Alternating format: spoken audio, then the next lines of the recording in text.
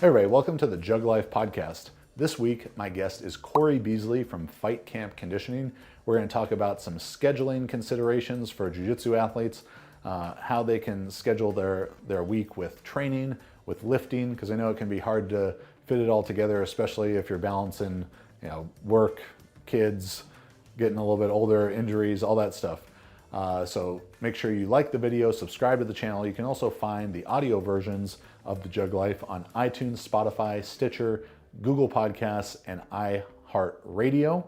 If you're interested in online coaching for powerlifting, power building, super total, weightlifting, strongman, including our AI systems for powerlifting and power building, visit jtsstrength.com, as well as finding all of our books and apparel there. So thanks for watching. Enjoy the episode. Coming to you from Orange County, California, this is the Jug Life podcast with Max Ada and Chad Wesley Smith.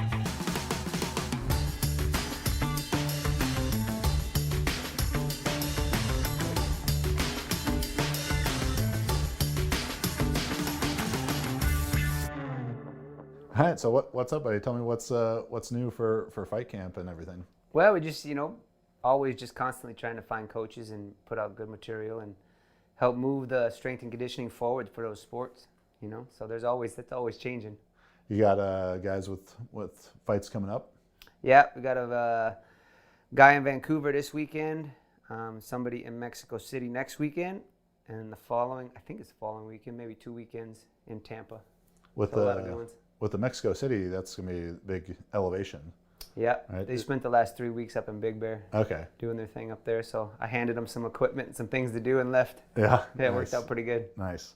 So what I want to talk about today is something people have been asking on Facebook and Reddit and YouTube and all that stuff. Seems like the most common question and a tough one to answer, but is how they should go about scheduling their jiu-jitsu training in respect to also trying to get some strength and conditioning work in. So this is something you've dealt with quite a bit, yeah? Yeah, it's a pretty common problem, not just with jiu-jitsu, but I think with any combat sport. It's a balance of all the stress, right? Getting some results that you want, developing the athletic quality that you're trying to hit, but keeping them healthy is always a priority, right? Yeah, and I imagine the first part and sort of the most tough to pin down part is particularly in jiu-jitsu, as there's not a lot of there's not really recreational MMA fighters. Right. But for jiu-jitsu, you're getting, from 18-year-olds who train 2-3 times a day, and that's all they're doing, and they're trying to go and win worlds. Right. To getting, a 45-year-old guy who has got a real job and 2 kids and wife and it's a different game. Yeah, and wants to train jiu-jitsu and wants to, whether it's competing at Masters Worlds or just doing better at his own school. They still want to improve that, and they're passionate about it, but there's so many varied situations. Right. And there's no way I think we can get on every possible scenario, but let's first talk about the competitive. What do you? I'm still not. Yeah. An actual just a competitor jiu-jitsu competitor, a jiu-jitsero. Yeah, exactly. But they're going to everything. Yeah. They're doing 4 or 5 tournaments in between the big tournaments, and then doing all that type of stuff. I tend to almost always, less is more. I mean, I've trimmed where I was working with the boys 3 days a week, and I know that they're doing 2 other sessions outside of me every day, whether I tell them to or not. When you say two other sessions, like 2 other jiu-jitsu sessions or running or? Yeah, something. It's always something. Right? So, a lot of guys, especially those real high-level competitors, they're type A personalities. They want to push. They want to grind. They want to work hard. And we all see those memes, no days off, all this kind of stuff. It's all over the place. Mm-hmm. But a lot of times until you experience it, we're not superheroes, right? We can do a lot of things to make us superhero-ish, right? But it catches all of us, right?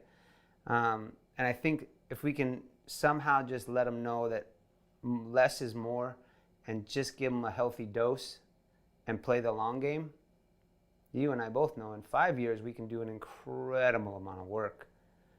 In 6 months, we can do good stuff, but if we push too hard and they break, yeah, you can then we're in in trouble, 6 months right? you can hinder much more what you can do in 5 years than you can enhance it. Right, exactly. Yeah. I always say, like, hey, if you miss one session a week, that's 52 sessions a year. If you train jiu-jitsu 52 more times than me, I'm in trouble. You know, so you can blow past people in 5 years if you're just steady and consistent and patient. Mm-hmm. You know. Yeah, I think that's a great perspective on it. Yeah, I remember when I was training a lot of jiu-jitsu guys, and Homolo was certainly the standout. I mean, he's the standout in pretty much any group. Yeah. He said at the peak of his training, he was doing 18 training sessions per week. 3 a day. Which was, I think, three strength and conditioning sessions with me, 2 extra just conditioning sessions, and then 13 jiu-jitsu sessions. It's a lot of work. Definitely a lot of work, and probably not, you know, relatable to a lot of people. Yeah. But my main takeaway from it, and he was doing, you know, a decent job of this on his own, was that all the sessions were not the same from an intensity standpoint. I think this is kind of the point that's got to be hammered home to people is training 6 times a week, 10 times a week, whatever the number is, doesn't mean that you're doing 10 identical sessions from a difficulty standpoint. Absolutely. And that's I think where people can start to understand how they can plan and schedule their week better, is that there's higher stress, higher intensity days, whether that be lifting or jiu-jitsu, and to start to manipulate that kind of thing. I think even if I can, the one thing that we've done, I developed like a performance planner for my guys to finally just use this, you know, because it kind of walks them through a lot of these thought processes. But it has a week, and we sit there and we talk about it and we lay it out, you know, and then we have high intensity days and lower intensity days, and I just doing that helped a lot of them go, okay, I get it. So, and then they feel better. They like within a week of doing it, how you feeling? Oh man, I feel sharp. I'm retaining more stuff. They're firing on all cylinders instead of just getting through it. So what constitutes high intensity days for you guys? For most of my guys, it's the days they spar, right? And that could be jiu-jitsu or not, right? But sparring, and then they're with me. Because I know, at least with my guys, with the coaches that I'm dealing with, when they're with coach, they're grinding. They're very, very little. Maybe they drill a little bit, but I know the coaches that I'm dealing with, at least in particular, they're grinding hard. So I tend to work above and below where they're at. So either it's a restorative day if they're really jacked up, or it's that strength and power development that I know they're not getting from them that will just complement it, right? And it's just a little dose of that a couple times a week, and it's working out pretty good. So if we were looking at classifying just jiu-jitsu training, just on the mat stuff, into high days, medium days, low days, because I think that's kind of the first step, is people have to understand what constitutes these different days. And weight room stuff, it's pretty easy to understand. All right, squat, bench, deadlift, Olympic lifts, higher percentages, sprints, jumps, that's a high day. Yeah. Accessory weights, aerobic, pure aerobic work, then we're looking at medium or low days. Yeah. Bunch of mobility work, restorative, definitely a low day. Yeah. But it's a little bit more abstract to think of jiu-jitsu training in that way, and MMA, all this stuff. So as someone tries to think of, this is going to be my high intensity jiu-jitsu day, that's going to be the day where they're doing their most live training. I think it's important to discuss who we're talking about, right? Because if you talk about a brand new white belt, every day is a high intensity day in jiu-jitsu, because they just are trying not to get killed. Well, so they tend to overdo everything. Where if you watch a black belt roll, and some of the local guys here that are really high level, they roll all day. Yeah. Right? In classes and privates and all this type of stuff, but they're very calm and relaxed as they go, and it's different because they have more skill. Yeah. Right? So I think that's they have more skill, and they have a big special work capacity built up for it. Yeah. If you've been rolling all day since you're 10 years old, well, then rolling ain't that big a deal. Yeah, exactly. For sure. But I mean, that's an important thing to consider, because that combined with all of other life stresses it all impacts us. You know, so I think if you had to say with the average competitor, they go once a day? Average competitor, yeah. You know, Most people, if they're really hammering it, once a day. Yeah.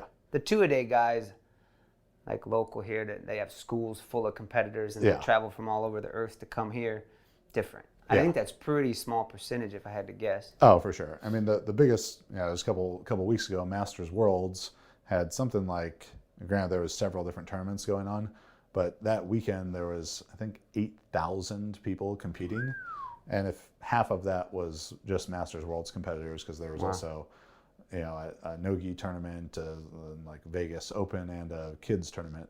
Yeah. So if half of it was Masters competitors, those are 30 plus. Those are the ones with jobs and kids and who are competing, but competing more recreationally, let's say, than they. Yeah, it's important to them. Yeah. But they're not paying their bills with it. Yeah, those are going to be the guys who are training jiu-jitsu 4 to 6 times a week, probably. Yep. And also probably the people who are more so listening to this. Yeah. Yeah, if you got a job and you have a wife and you got kids, I mean, hats off to you if you can make it 5 days a week. Yeah. Because that's just hard, you know? It's just different, you know? There's so many responsibilities in a day. Yeah, I think if 3 to 5 is probably pretty solid. And then if you can make it to the gym a couple of days a week, maybe get a run in, hey, I wouldn't ask for much more than that, you know? So for that audience who's, you know, they're training at their school, and of course, you know, there's so many different schools. They're not totally in control probably of the intensity of day to day, but they're, you know, like for me, I train in Gracie Baja headquarters. We have fundamentals classes, advanced class, competition class. Right. I know if I need an easy day, I'm going to go to fundamentals class instead of advanced class. The competition class only once a week, but even the advanced class is an hour of training with, you know, the specific training for the last 20-25 minutes, and then it could spar for an hour after that. You know, if I did that whole thing, like that's definitely a lot of work. Yeah, that's a high day. If I did just the advanced class with no live training after that, I would probably call that a medium day. So that's going to be, you know, the warm up, 15-20 minutes of drilling, and then half an hour of like guard rotation, specific training. Yeah, everyone's probably using their own terms, but start in half guard, close guard, whatever it is, and, you know, sweep or submit, pass, sweep or submit. You stay, the next guy's out, you're going again. Right. At a pretty good intensity. So, you know, looking at my training, that's how I would classify things is advanced class with a good amount of live training after, high day. Competition class, high day for sure. Advanced class with no live training after, medium. Fundamentals class, low. Because you know your class, your instructors, and your partners. With my guys, I know that they go flat out hard and try to take each other's heads off pretty much every day. Yeah. They used to. Now it's Tuesdays and Saturdays, but they're still grinding quite a bit. Now I know in Denver, when I was talking with Lauren Landau, he said all his guys are like, okay, cool, I'm sparring on this day. He says, cool, I want to come see sparring. Are you sparring hard? Yeah, dude, we're sparring hard. Well, then he went and he watched, and he says, get out of here, dude. That's not, you were buddy sparring. He goes, so you're not hitting the gear that I need you to hit for competition. So then he changed his training in the gym to hit that where I will avoid it because I know my guys are getting it. Does that make sense? Yeah, Their for sure. intensity's incredibly high, where theirs maybe is not as high. And maybe that was a day, maybe it was just their partners, but it does fluctuate with the people that you're rolling with and the coach at the day. You know, who knows? Maybe the coach is in a bad mood that day. You just get it, you know? Yeah, and that's going to be kind of up to the individual to decide. Like, you know, we can't predict every scenario here, but that's also, I think, the important takeaway is that people need to understand whatever situation they're in, they have some ability to manipulate the intensity of the day. Yep. And if they have a lot of flexibility, you know, if you're just a couple guys training, you know, with mats in your garage and you're training, have a day that's dedicated towards high intensity, where you're gonna, spar. You're gonna roll as many full go 5, 6, 10-minute rounds, whatever it is for your level, as many as you can in an hour. Right. Or maybe even more full recovery between them, and really make them high intensity. Yes. You're going to have another day where maybe you do a lot of specific training, and you start in a given position. And I think, this is a bit of a topic for another day, of like ways that competition jiu-jitsu training could be better organized. Because I think people miss out on that part of things. I was listening to a podcast with Gordon Ryan, and he was talking about how they have things organized, and it was almost all around specific training. This day we like situational. Yeah. We're going to start in half guard. We're going to start, with a guy on our back. We're going to start with someone has our leg in a single leg, and we go from there. Right. And that's how you get better in those positions. Oh, for sure. Because I know for me, if we just start from the knees and slap hands, like, I'm going to try and get to the same position all the time. I'm going to try and get to what I like to do. Your strength. Yeah. And that's my fault too for not trying to work on other things more. But if we just did specific training, and it's like, all right, I know we're spending 20 minutes today, where I have to start in bottom side control and get better at it. But having the more specific training which is going to be a little bit lower intensity, that's probably more of a medium day, and then having just lighter, like drilling days and manipulating throughout the week to where you have high, medium, low days. That I think is the first big point to understand. Yeah, I know with one instructor local, with Guy Mendez, I sat down with Guy and I asked, hey, just can you show me your week? And he pulled it up, and that dude is organized for the year.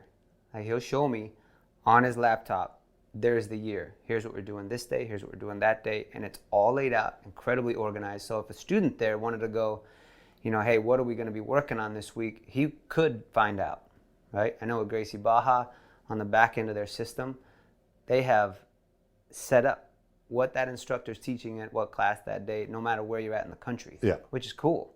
So you could find out. And you could really coordinate then, okay, cool, when I'm going to go in these days, what are we working on? What's that going to look like? Then what's the rest of my week look like? And then really just take the time. It does take time, right? But to take the time to organize all that stuff in, then you could really fine tune it over a few weeks to see how you react to it and what else is going on in my life and all the other stuff. But then you could really dial everything in and have a pretty focused attack, I would think. So as we look at an example scenario on this, let's say someone can train Monday through Friday, and they know that maybe Mondays and Fridays are going to be their hardest days of training. Those are their high days of jiu-jitsu, and Tuesdays and Thursdays. So I'll even give example, if you train at Gracie Baja headquarters, your schedule very likely could be you train, advanced class on Monday nights and Friday nights. You train the no-gi class on Wednesday nights, and then you want to go to fundamentals on Tuesdays and Thursdays. So you're going to have high, low, high, low, high, off, off. And that's, what you got to do if you want to have 3 high training days a week. It's not going to be high, high, high, low, low, off, off, but apply some common sense to that. So we're going high, low, high, low, high, off, off. Where do you think it's best to put the lifting around that? If it's going to be a pretty significant stress, like if you're just doing pretty basic lifts, squatting and hinging and pushing and pulling and going pretty heavy and trying to get stronger, if that's the thing you're trying to develop, I would say go on the same days as your sparring days, your high intensity rolling days, ideally after.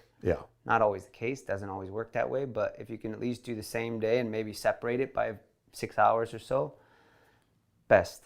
Because then you have your high day, because if you go Tuesday, Thursday in that particular example, you never recover. Exactly. Every day becomes a high day then. And I think that concept of consolidate, I've got a bunch of articles about this consolidation of stressors, about putting hard lifting with hard sport practice, Right. whether that's football practice, rugby practice, basketball, or in this case, jiu-jitsu, putting them together seems a bit counterintuitive to people. They think, I can't, I'm going to be too tired for one or the other. And like, that might be the case for the first week or two or month, but you're going to adapt to that. But if you do, as you said, go, jiu-jitsu hard Monday, Wednesday, Friday, lifting hard Tuesday, Thursday, Saturday, then where is the recovery? There's no recovery existing in that program. Sure. So with those high days, it's probably going to mean that the workout is very small in the sense that it's maybe 2 exercises. And again, everyone's schedule is going to allow for different things. And you and I have, very complete gyms right in our garage. So it's a bit more convenient to, that's handy. Yeah. To break things up into smaller, sessions. But if you're going to, maybe in the morning you can, I'm just talking hypothetical situations here. You work a 9 to 5, you're going to go train jiu-jitsu at a class at 6 o'clock. That's going to finish at 8 o'clock, or you train from 7 to 9, whatever it is. You're probably not going to get home and lift weights after that. No. I know I'm not. No. So maybe you wake up 30 minutes earlier and you do some clean pulls and bench press in the morning. Just 2 exercises with the warm-up takes 45 minutes maybe to get in and get done. As far as the people are always asking with a lot of our online programs, well, how long does this workout take? It's like, how good a shape are you in? Yeah. And for me to do a squat workout when I'm really strong, well, I do about 12 warm-up sets. Right.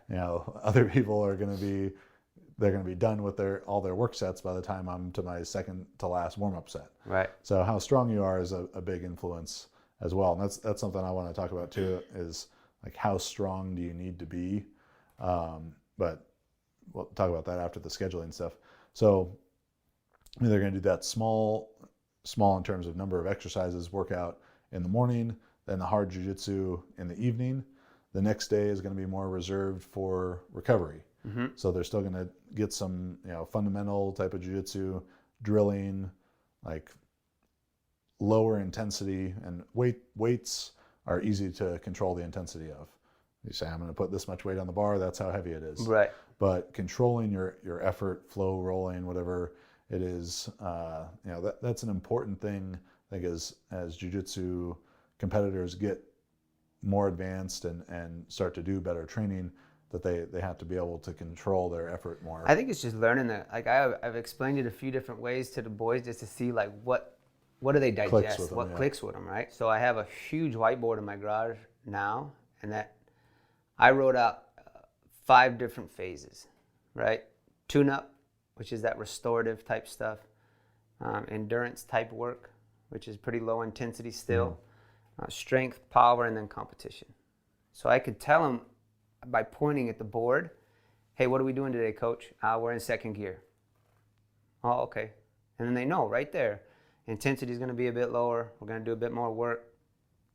Okay, cool. That's the gear I need to hit today. And it's made it pretty easy for them to be like, oh, okay, cool. I'm in 4th gear.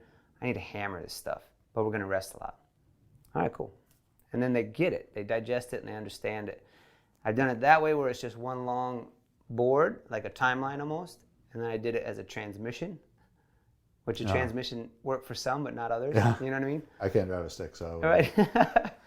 But it's just understanding the same thing you're talking about. Yeah. There's many different gears to this thing, and you can kind of hit different gears at different times of the year to get the result you're looking for. Yeah, like it can't always be 5th gear, pedal to the metal, the hardest training that you can do, especially, I'm 33 now. I know I can't train the way I did when I was 23 at 33, and I probably won't be able to train as hard at 38 as I am at 33. And yeah, I'm 43. Yeah. The plot thickens. It's just wait. Yeah. So being able to modulate those efforts between high, medium, low, you want to assign RPEs to it or percentages, whatever it is. So maybe that next day, the day that's more for recovery, they're going to do some aerobic work. They're getting on the bike or the rower, going for a jog, whatever it is, especially if your joints are getting beat up. Getting in the pool is going to be a great option. And then putting maybe a small 20 minutes of accessory work with that. Neck, a little bit of shoulders, upper back, It's a little dose. Yeah. Right? Yeah. I think a lot of the programs that everybody's used to seeing, I'm sure, especially on your guys' website, is very strength oriented. Yeah. Right? And if that's all they do, you can do a lot more work. Yeah. Right? As you add in jiu-jitsu and life, I mean, that strength piece, it goes down. Yeah. And you just got to get bang for your buck stuff and get out. Like a lot of times when I get home, my wife's like, hey, we got 30 minutes till we got to eat. That's all I get. So I just go in the garage and hit some big stuff and go back in. Yeah. You know, other days you got more time. So. Well, and I think that gets the idea too of how much do you need to do to be strong for jiu-jitsu. Mm-hmm. Like the amount of strength that I had in powerlifting is so far past a point of diminishing returns for jiu-jitsu, it's unbelievable. Right. So, you know, when I was squatting 900, benching in the mid 500s, deadlifting 800, I could have been doing 2/3 of those numbers and still been pretty much the strongest guy for sure that's there. And with some of the elite competitors that I've worked with, you know, Hamalu was definitely the strongest guy with the barbell, mm-hmm. and he deadlifted 500 pounds on a conventional deadlift straight bar. Yeah. And he was significantly stronger than everyone else there. And he's, you know, one of the best jiu-jitsu competitors of all time. So, you know, but for a 200-pound guy to deadlift 500 pounds in the world of strength sports, not much.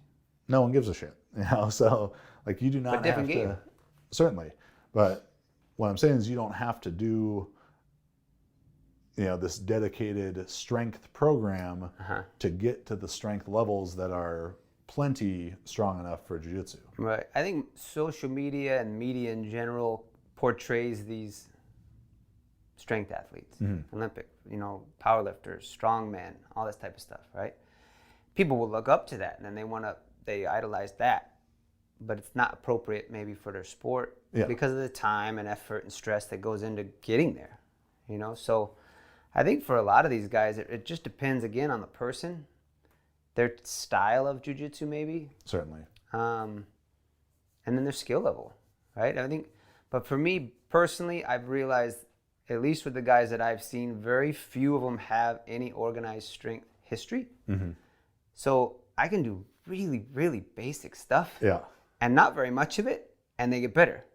So I'm like, well, why am I going to do more? Why am I going to do fancy stuff when I can just hit, like you said, literally 3 to 5 exercises when they come in, and then before they start, I do a lot of mobility restorative type work because they're usually, almost all of them are pretty banged up, some way, shape, or form. Mm.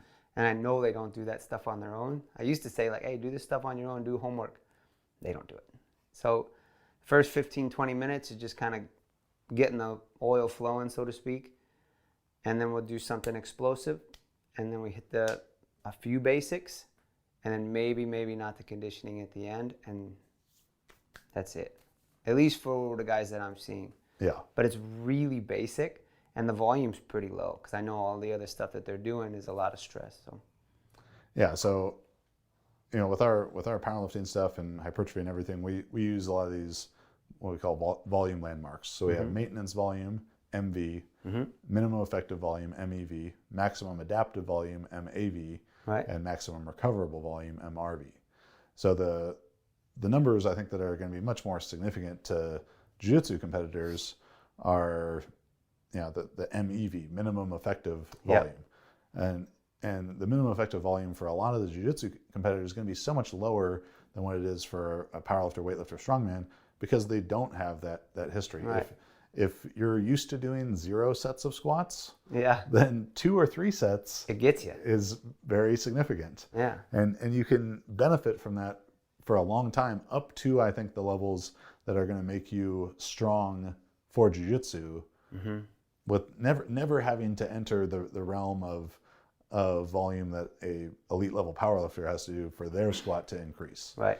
Like, and also, if you're talking white to brown and you compete every month, let's say that competitor is really hammering it. Yeah. I really want to get better. I'm going to class every day and I compete in maybe a regional tournament or something every month or two.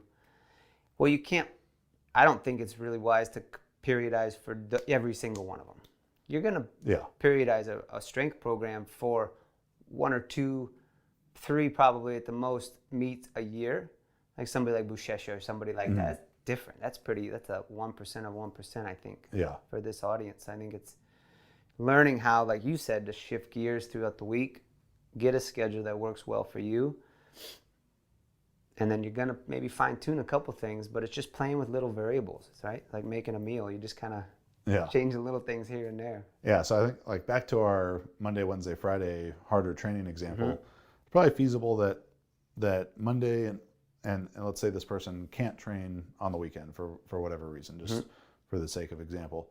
So maybe Monday and Friday are going to be their primary lifting days. That's where they're going to do some kind of, squat variation, some kind of pressing, like more primary pressing, a primary pulling exercise, and some hip hinge, hip extension exercise. So maybe Monday is going to be more like a push day. So they're going to do whatever squat variation is appropriate for them. And that's, I got a lot more information about this, but when I'm saying squat, I don't necessarily mean barbell back squat. Right. Because I've had plenty of black belts that I trained and they couldn't squat for shit. Whether they'd just never been exposed to it. Yep. Their body doesn't allow them to do it. Yeah. Their bodies were too fucked up for it or whatever. So, belt squat might be appropriate, or the trap bar deadlift is their squat variation, or box squat to a higher box, or goblet squat, or front foot elevated split squat. There's so many, even just what they have access to. Yeah. A lot of the guys, at least that I talk to from the website, they're all over the place. A lot of them don't have much. You and I have very equipped garages. A lot of people might have a kettlebell. Yeah. I mean, they're just limited. Yeah. So creativity is going to be key there. Yeah. But so they're going to do whatever their best squat variation is, and then whatever their best press variation is on that Monday. And then maybe Tuesday is all restorative stuff. It's a little bit of extra aerobic work, and that's paired with their lighter jiu-jitsu day. So that day can be, totally dedicated to recovery with some, improvement of skill. Wednesday, another hard jiu-jitsu day, but they don't have time for full lift. So maybe that's their accessory weights day, and they're going in and getting the pump and doing some, work for the neck and upper back, and maybe some accessory lower body stuff like a back raise or reverse hyper. Yeah. Thursday mirrors Tuesday, and then Friday is a lot like Monday, but now they're getting their primary pull exercises in. So maybe like a barbell rows and RDLs or clean pull. Again, this is all exercise category. Right. So if you had to, and people ask this all the time, because I'm always talking about the exercise category stuff, but they don't want to hear that. They want to know what's the best exercise for jiu-jitsu. What's the the highest carryover? Do you have exercises that stand out in your mind as if all things being equal, which of course they never are, but exercises that you would choose? I mean, I'm 100% with you as far as the exercise category, because I've seen such a wide variety, and there's so many obstacles that come along during the week. Yeah, I mean, wide variety of the athlete's preparedness, of their injury history. Yeah, for sure. Or they hammered somebody that day, and they're like, "Hey, coach, I'm pretty sure I broke my hand today." Well, there goes that bench press or whatever it is, So it's like every single program I've ever written down has gone out the window. Every single one of them. And maybe just for a day, maybe for a week. The stuff comes up, so you have to be flexible. So I don't like saying just that exercise, because one, people might not have access to that. So like I'll use a lot of the VersaPulley stuff. Not very many people have VersaPulleys. Yeah. I love them and have worked them into my garage where I use them quite a bit. But I realize that other people don't. So like I wouldn't say like this is what I do all the time, because they don't have that and they'll get frustrated. But the exercise category is important because there's so many variables depending on what you have access to and that type of stuff. Yeah, so to clarify, I guess, a little bit more for people listening, when we're talking about exercise categories, these like movement patterns that are really important. Squat, hip hinge, hip extension, upper body press, upper body pull, twist, carry. Like if you have those 6 elements to a program for combat sport athlete, you're doing a very, very good job. Yeah.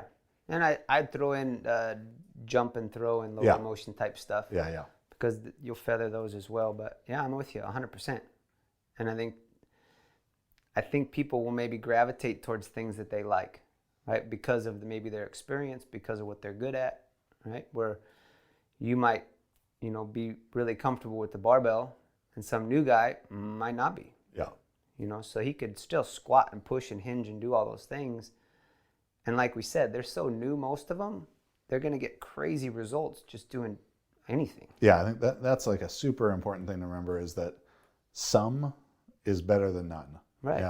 Some kind of squatting is better than no sure. squatting. Some kind of... Well, it's like if you don't drink coffee and you crank down a large coffee, you don't sleep. Yeah. Which just makes me laugh, because I've been used to drinking it for 20 years. So it's like I'll clank one down at 8 o'clock at night and be like snoring the next minute, But so that's a good point. I mean, this is the same idea. It's just very, very just small dose, has a lot of benefit. I think that's an important piece, so that people are staying healthy. Because if you go too much, people break.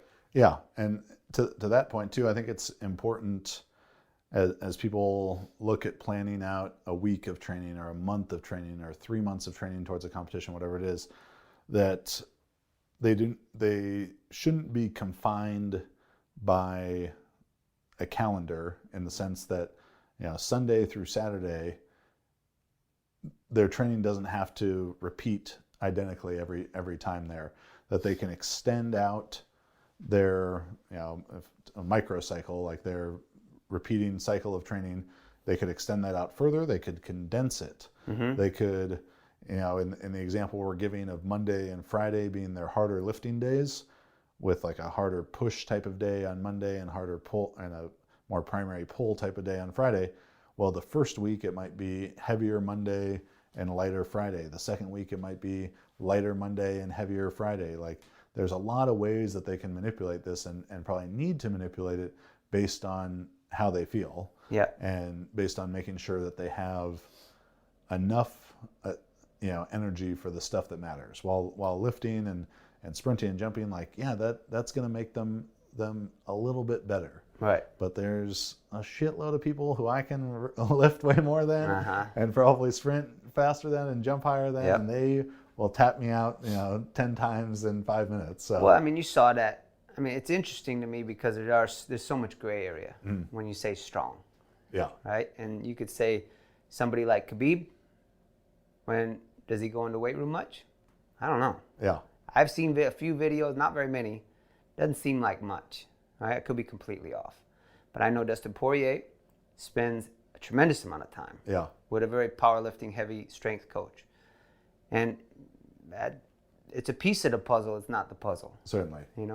Yeah, and that part of the thing is, it's like there's so much training history and special strength and general strength and stuff that's kind of like a tough one to comment on, and I'm reticent to try and assign numbers to, like, this is strong enough for jiu-jitsu. If you can squat 1.5 times your body weight, that's strong enough. No, it's totally irrelevant.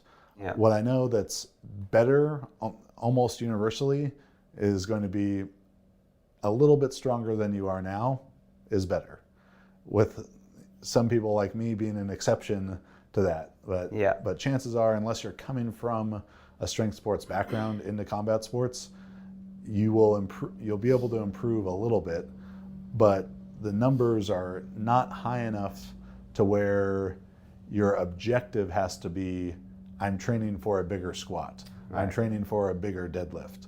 Like that's not going to be worthwhile.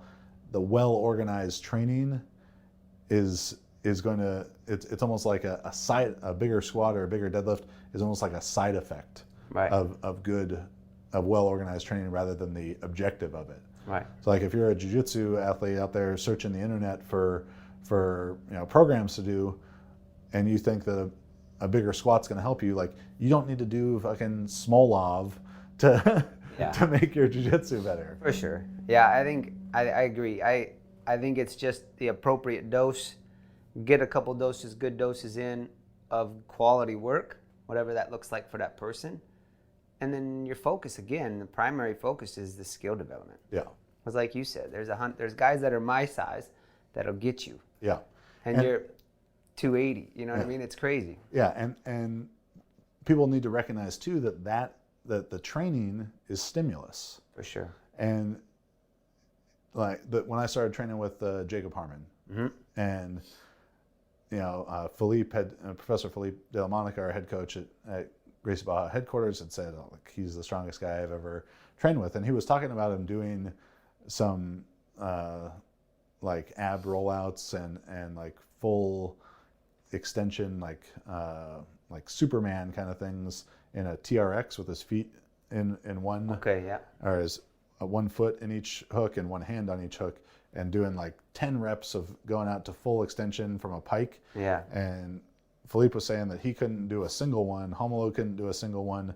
And Jacob, who's 5'9", 260, he's a big bear. Was just banging out sets of 10. And that's like a different kind of strength. Right. But when I came back from my first training with him, there was a lot of people like, oh, you're probably still stronger than him, right? And I was like, at lifting a barbell, not at lifting people. Yeah, exactly. Like, it's different. Yeah, and just because it's not, pieces of metal on the ends of another piece of metal, and you're trying to move a person around, that's still stimulus. Your muscles are still working. Like, it's harder to quantify, but that's making you stronger. That's breaking tissue down. It's stress. Yeah. And then to add to that, I think there's another piece too with work and family. Oh, for sure. And all these other things. Like if my 8-month-old doesn't sleep, I suffer the next day. Yeah. And if you don't account for that and you just try to grind through it and push, it doesn't turn out well. Because you maybe can get through that day, maybe you get through that week or month. It's gonna catch you eventually. So you have to, I guess, adjust for all that stuff. Yeah, I mean the body doesn't know what a squat is, what a deadlift is, what a finals at school are, what babies up all night crying is. It just knows stress and stimulus. Yep. And when you say hard on Monday too, the first thing I thought of was like, it's gonna be rough right now. Football on Sundays. I know a lot of people aren't very good on Sundays. You know what I mean? I used to laugh at the gym when I'd get people warming up on Monday, and I'd look around and be like, "You had fun this weekend, didn't you?" Yeah. Because they're just dragging. For sure. But you have to change it. Yeah, and so with that idea of the kind of ebb and flow of life stress and training stress, I think another important concept beyond not being confined, that by the calendar week, or that every week needs to be an identical kind of plan, you can extend that even more. So with that same, hypothetical situation we're talking about, Monday through Friday training, your primary lifting days, Monday and Friday, accessory day on Wednesday, primary jiu-jitsu days, Monday, Wednesday, Friday, lighter technique days, restorative strength and conditioning days on Tuesday and Thursday. Maybe the first week of that, you're a little bit easier on the lifting on Monday and Friday with harder jiu-jitsu days then. And you flip it on Wednesday. And then the next week you flip it the other way. Or you lift a little bit harder on Monday and Friday, and instead of rolling, 6 live rounds at the end of class, now you do 4 live rounds. But it's just those little manipulations makes a big difference. Makes a huge difference, and keeping track of it, whether that's keeping some kind of training journal and how you feel, how you feel going into the class, how you feel coming out of the class the next day. Like those. Do you use any kind of like readiness questionnaire or HRV or anything like that? A couple of the boys in the UFC use the Omega Wave system, which is helpful. But I have them use that performance planner that I developed. That I give it to them, and they track their skill training, they track their strength and conditioning, their nutrition, their sleep, how they're feeling, all that type of stuff throughout the week. And then every week they can have a look back and an assessment, and then they readjust the following week's schedule, so they can kind of play like just exactly what you're saying. But that's helpful for a couple reasons. I think one, just like we said at the beginning, when you actually lay a week out for people, they go, okay, cool, I can do that. right? And then you discuss it, maybe with their coaches, hopefully with their other coaches too, so that everybody kind of sees what that guy's going through.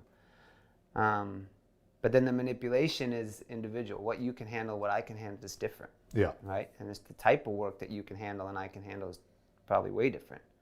So it's important for everybody to kind of understand the gears, so to speak, but then to play with it and personalize it for what works for them. You know? Yeah. Yeah. So, I think the big takeaways for people is that they got to listen to their body.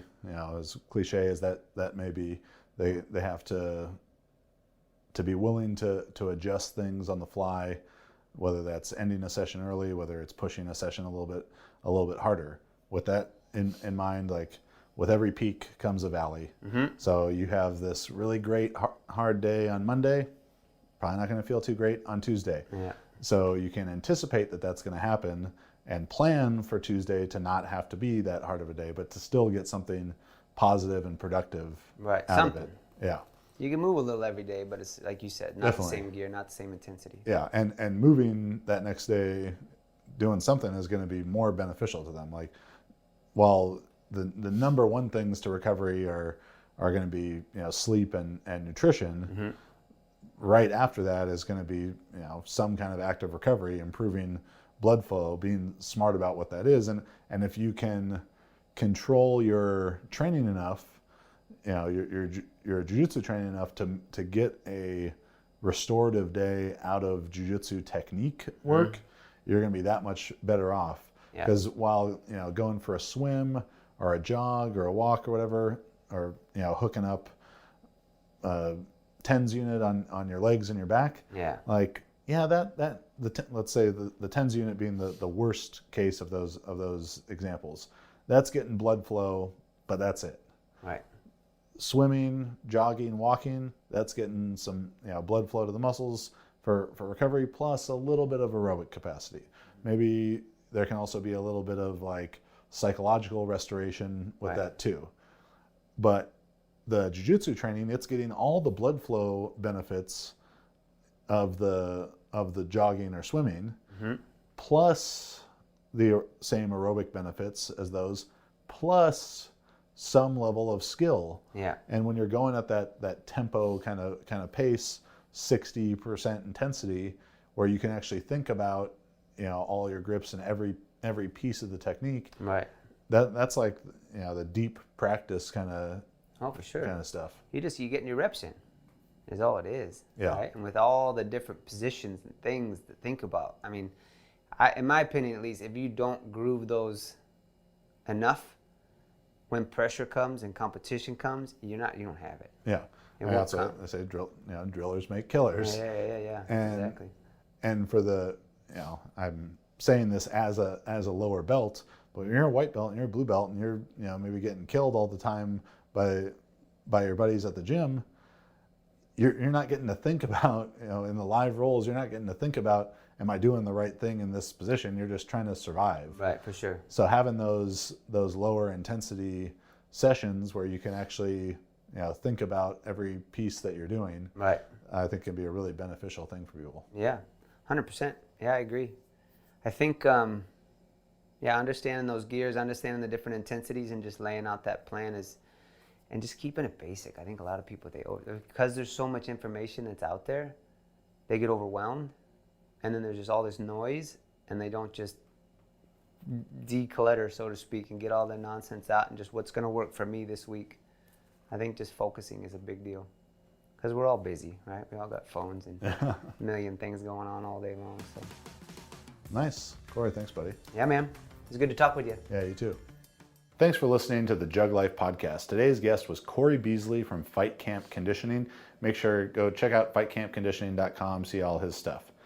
Corey and I talked about how to organize your week for jiu-jitsu, so how to think about beginning to classify how intense are your jiu-jitsu sessions, and then how to pair lifting with that, around that, so you can manage fatigue. And of course, there's so many different variables to take into account here, from 20-year-old purple belt who's getting ready to compete at the Mundials to a 45-year-old blue belt who's got 3 kids and a serious job, and maybe he wants to get ready to do Masters worlds, but he just doesn't have the same amount of time to dedicate to his training. So hopefully you could take some of the principles that we talked about and apply it to your own situation.